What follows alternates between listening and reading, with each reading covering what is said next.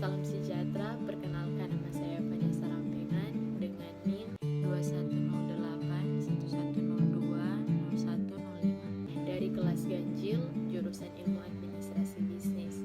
Di video ini saya akan mengulas sebuah buku yang merupakan tugas mata kuliah Bahasa Indonesia yang diberikan oleh dosen pengampu Dr. Ana Jenny Ibang, M.Hum, dan Sofia A.P. Samuel MSI. Perlu kita ketahui bahwa dalam mengulas buku terdapat struktur teks ulasan yang terdiri dari yang pertama, identitas buku, yang kedua, orientasi atau pendahuluan, yang ketiga, ada tafsiran isi, yang keempat, evaluasi. Dalam evaluasi terdapat kekurangan dan kelebihan buku. Yang terakhir, ada rangkuman.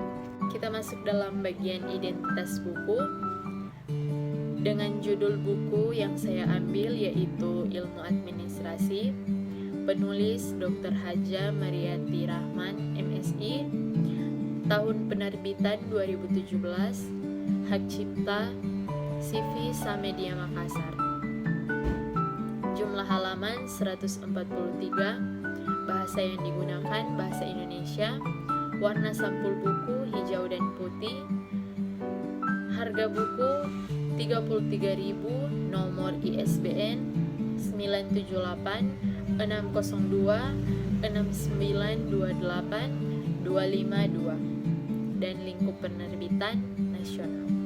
Kita masuk dalam bagian orientasi. Ilmu sains atau ilmu pengetahuan adalah usaha-usaha sadar untuk menyelidiki, menemukan, dan meningkatkan pemahaman manusia dari berbagai segi kenyataan dalam alam manusia. Segi-segi ini dibatasi agar dihasilkan rumusan-rumusan yang pasti. Ilmu memberikan kepastian dengan membatasi lingkup pandangannya, dan kepastian ilmu-ilmu diperoleh dari keterbatasannya. Ilmu bukan sekedar pengetahuan atau knowledge, tetapi merangkum sekumpulan pengetahuan berdasarkan teori-teori yang disepakati dan dapat secara sistematik diuji dengan seperangkat metode yang diakui dalam bidang tertentu. Ilmu administrasi adalah ilmu yang mempelajari tentang proses dinamika kerjasama manusia. Administrasi dalam arti luas merupakan rangkaian kegiatan yang dilakukan oleh dua orang atau lebih dalam kerangka kerjasama untuk mencapai tujuan yang telah ditentukan. Buku ini ditulis oleh Dr. Haja Mariati Rahman MSI, seorang dosen kelahiran 27 Juli 1960 dengan pendidikan sarjana Ilmu Administrasi Negara Unhas Makassar tahun 1984. Magister Administrasi Pembangunan Unhas Makassar tahun 1996. Program Doktor Ilmu Administrasi Publik di Universitas Negeri Makassar tahun 2015. Dan Short Course on Social Science Research Methodology in Keio University, Japan tahun 2015 di Japan. Beliau seorang dosen tetap Kopertis Wilayah 9 Makassar yang dipekerjakan pada Fakultas Ilmu Administrasi Universitas Pepabri Makassar sejak tahun 1985 sampai sekarang. Mengajar mata kuliah pengantar ilmu administrasi, administrasi pembangunan, administrasi keuangan negara, dan mata kuliah analitis kuantitatif dalam administrasi.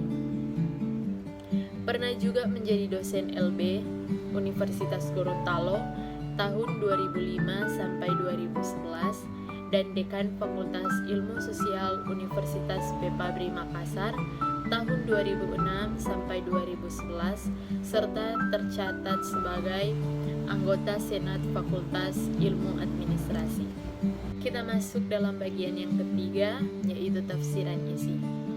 Pada bab pertama buku berisi pendahuluan yang menjelaskan tentang ilmu pengetahuan. Sebelum masuk dalam pembahasan mengenai ilmu administrasi, perlu untuk mempelajari terlebih dahulu apa itu pengetahuan karena merupakan dasar dari buku-buku pelajaran pada umumnya. Pada bab pendahuluan dijelaskan dengan jelas tentang pengertian ilmu pengetahuan, syarat-syarat ilmu pengetahuan, tujuan pengetahuan, dan terminologi administrasi. Pada bab kedua buku membahas tentang ruang lingkup administrasi yang terdiri dari administrasi negara atau publik, administrasi perusahaan negara, administrasi swasta, dan administrasi internasional. Arti dari ruang lingkup sendiri adalah luasnya subjek yang tercakup. Pada bab ini berisi pengertian yang bersangkutan dengan bidang-bidang dalam pemerintahan yang merupakan uraian dari ruang lingkup administrasi. Penjelasan dalam bab ini mudah dimengerti karena lengkap dengan contoh-contohnya. Pada bab ketiga buku, spesifik membahas mengenai tujuan ilmu administrasi. Bab ini memberikan penjelasan tentang bagaimana suatu aktivitas administrasi dikerjakan dengan efektivitas kerja, efisiensi kerja, penyesuaian diri, dan kepuasan kerja. Bab ini terdapat pembahasan tentang lingkungan kerja beserta dengan jenis-jenis dan faktor-faktornya. Pada bab keempat buku berisi tentang perkembangan ilmu administrasi yang membahas mulai dari tahap prasejarah, tahap sejarah, dan tahap modern. Dalam bab ini ada dua hal yang dijelaskan, yaitu yang pertama administrasi sebagai seni, yaitu perkembangannya selalu dipengaruhi oleh perkembangan masyarakat dinamis. Yang kedua, administrasi sebagai ilmu pengetahuan, tepatnya sebagai ilmu pengetahuan sosial. Pada bab kelima buku, yaitu posisi ilmu administrasi. Mulai dari administrasi sebagai ilmu pengetahuan yang menjelaskan beberapa ciri pokok dan syarat-syarat, juga dilengkapi dengan berbagai rumusan dalam beberapa bidang. Adapun administrasi sebagai profesi di mana suatu pelaksanaan pekerjaan harus mempunyai peranan pokok dan fungsi penjelasan mengenai administrasi sebagai seni juga dijabarkan beberapa unsur-unsur serta aspek-aspek yang saling berkaitan.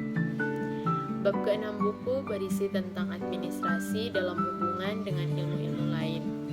Pembahasan mengenai hubungan administrasi dengan ilmu politik, ilmu ekonomi, ilmu psikologi, ilmu sosiologi, ilmu antropologi, ilmu hukum, dan ilmu-ilmu eksak.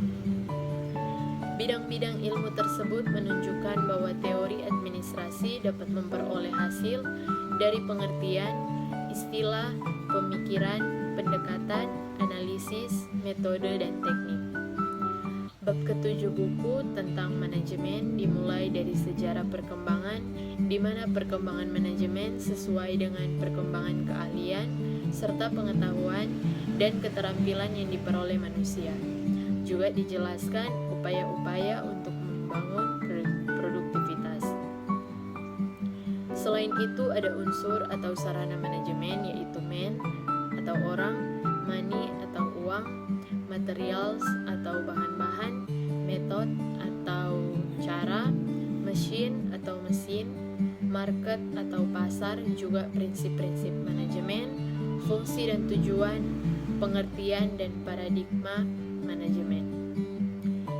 Pada bab terakhir dalam buku yaitu kepemimpinan. Arti utama dalam kepemimpinan dalam ilmu pengetahuan yaitu atribut suatu posisi, kekuasaan, dan sifat seseorang. Dalam bab ini membahas tentang pengertian kepemimpinan dan pemimpin, kemampuan manajerial, tipe-tipe pemimpin, dan budaya kerja dan efektivitas kepemimpinan. Kita masuk dalam bagian evaluasi. Dalam bagian ini terdapat keunggulan dan kekurangan buku. Banyak keunggulan dalam buku ini, yaitu buku ini ditulis dengan menggunakan beberapa penelitian terkait dengan administrasi.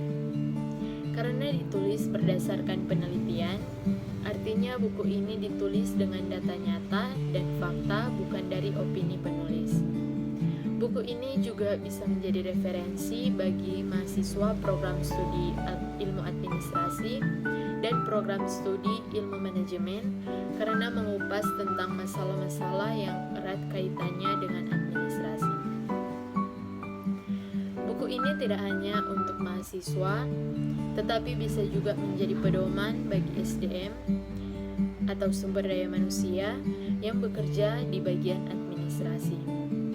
Dalam buku ini juga terdapat tujuan-tujuan dari ilmu administrasi, yaitu efektivitas kerja, efisiensi kerja, penyesuaian diri, dan kepuasan kerja yang dimana berguna bagi semua orang dalam melakukan pekerjaan. Buku ini juga bermanfaat bagi para pengampu pendidikan untuk memberikan pengetahuan yang luas mengenai ilmu administrasi. Buku ini juga memberikan penjelasan yang terperinci sehingga para pembaca dan mahasiswa yang membaca buku ini mendapatkan informasi lebih luas. Salah satu kelemahan dalam buku ini yaitu beberapa penggunaan dan penulisan yang berbeda-beda, juga penjelasan yang tidak disertai dengan contoh sehingga bila dibaca belum bisa dipahami dengan baik. Kita masuk dalam bagian yang terakhir, yaitu rangkuman. Buku ilmu administrasi ini sangat berguna bagi mahasiswa-mahasiswa program studi ilmu administrasi dan program studi manajemen. Buku ini ditulis dengan data yang nyata dan fakta. Penjelasan yang sangat terperinci tentang buku ilmu administrasi ini dapat dijadikan buku referensi yang memberikan informasi yang lebih luas.